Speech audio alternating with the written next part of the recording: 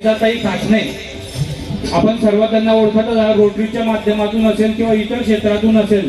सरिताताई खासनेंचं योगदान सांस्कृतिक क्षेत्र, सामाजिक क्षेत्रात या मोठं राहिलेलं आहे.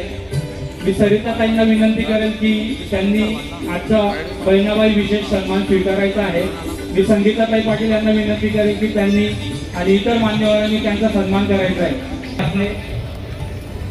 गेल्या 16 वर्षापासून आम्हाला मार्गदर्शन करत असतात. यानंतर मेडिकल क्षेत्रामध्ये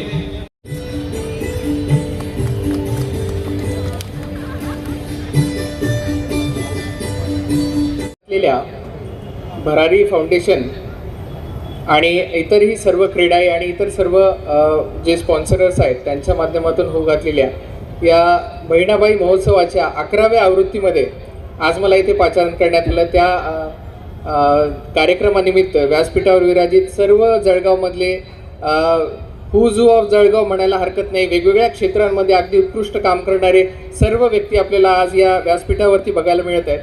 आणि मी जळगाव जॉईन केल्यापासून, मला आता 3 महिने होत आहेत जळगाव जॉईन केल्याच्या नंतर, तर मी नेहमी ऐकत होतो की जळगावमध्ये एक कुठला फेस्टिवल असतो जो सगळेजण येतात, सेलिब्रेट करतात. तर तो मला कोणीही सांगायचं की बहिणाबाई महोत्सव होतो. तर मलाही उत्सुकता होती की नेमका कसा असतो. आणि नंतर मग आता दीपक परदेशी साहेब आले, पवन जैन आले, दीपक परदेशी साहेब आले, भरत अमळकर साहेबांनी देखील या कार्यक्रमाचा बऱ्याच वेळेस उल्लेख केला होता.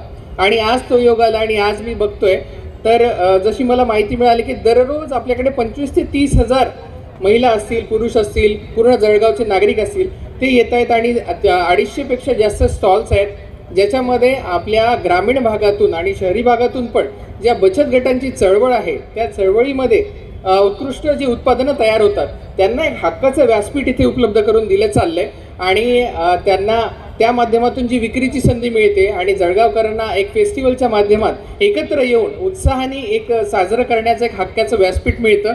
त्याबद्दल हा महोत्सव खूपच उत्कृष्ट पद्धतीने गेली 11 वर्ष अविरतपणे चालू आहे ते मला आता बघायला मिळालं. आणि त्याबरोबरच आपले जे पुरस्कार वितरण होते, मी बघत होतो की त्या पुरस्कार वितरणामध्ये जे पूर्ण सिलेक्शन होतं ते प्रत्येक वेगवेगळ्या क्षेत्रामधून उत्कृष्ट काम करणाऱ्या व्यक्तींचं सिलेक्शन होतं.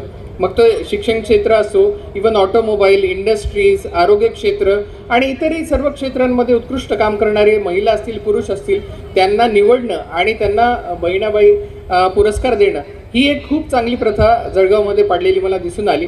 आणि अगदी उत्कृष्ट नियोजन आहे. मोठ्या प्रमाणावरती लोकांची व्हिजिट होत आहे. मोठ्या प्रमाणावरती सगळ्यांना या हक्काच्या व्यासपीठावरून आर्थिक उलाढाल करण्याची संधी मिळत आहे.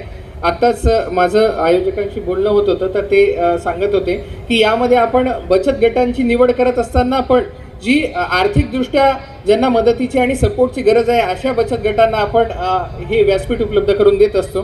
पण आपण 30 ते 3 या 5 दिवसांमध्ये एक जिल्हा प्रशासनाचा पण एक उपक्रम आपण घेतलेला आहे. त्याच्यामध्ये आपण कृषी असेल, पशुसंवर्धन असेल, मत्स्यव्यवसाय असेल आणि बचत गटांची जी चळवळ आहे त्यांना आपण GS ग्राउंड येथे हा आपण महोत्सव आपण पण साजरा करत आहोत. त्याला आपण खानदेश संस्कृती संवर्धन महोत्सव म्हणतोय, ज्याच्यामध्ये कृषीमध्ये आता सध्या जे अद्ययावत तंत्रज्ञान आहे जसं की हायड्रोपॉनिक्स असेल, एरोपॉनिक्स असेल, ड्रोनचं तंत्रज्ञान असेल, BBF असेल आणि इतरही जे नॅनो टेक्नॉलॉजी वगैरे आता सगळी ॲग्रिकल्चरमध्ये आलेली आहे त्याचं इत्यंभूत नॉलेज आणि त्याचे सगळे स्टॉल्स या पूर्ण प्रदर्शनात असणार आहेत. त्याबरोबरच पशुप्रदर्शनामध्ये गायवर्गीय असतील, म्हैसवर्गीय असतील आणि कुक्कुटवर्गीय असतील हे सगळे प्राणी आणि पक्षी देखील तिथे उपलब्ध करून देण्यात येत आहेत. ज्याच्यामध्ये एक चांगलं पशुसंवर्धन कसं करावं याबाबतची देखील माहिती त्याच्यामध्ये असणार आहे.